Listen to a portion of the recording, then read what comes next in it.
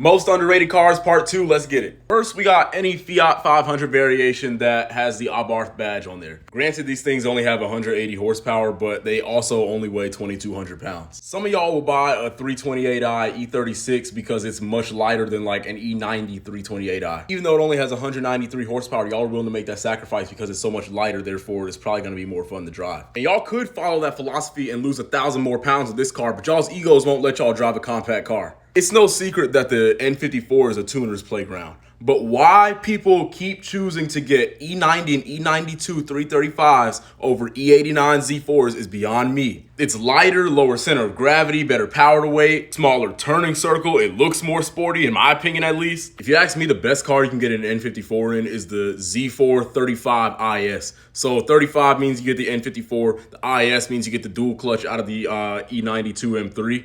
Or you can get the manual, why not? But yeah, you can get the dual clutch, which means it's gonna be like the fastest one you can get with an N54, at least from factory. But with the dual clutch, this is probably the fastest N54 vehicle you can get from factory. Also, no one's gonna pick at you for having a convertible like they might with a 135 IS because it's a hardtop. It looks just like it would if it were a coupe. Look, I know,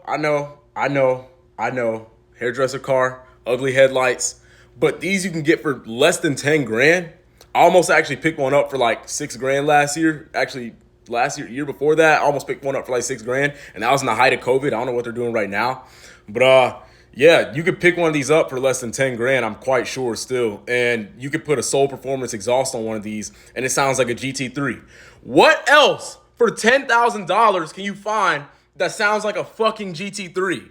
And even though it's the cheapest and ugliest Porsche out there, it still drives like a Porsche. The one that I was thinking about buying back when I was working at the Porsche dealership, it was actually showing its age a little bit. There were some things wrong with it, not too bad. There's like, it needed power steering pump and whatever, and like there were some other things in the interior. That being said, everything still felt like a Porsche should feel, like you would expect out of a newer Porsche. You're not gonna get that kind of high quality feel with everything in such a car of that price range. I also own an SN95 Mustang, and I was like, well, damn, I can't really handle 2 project cars like that.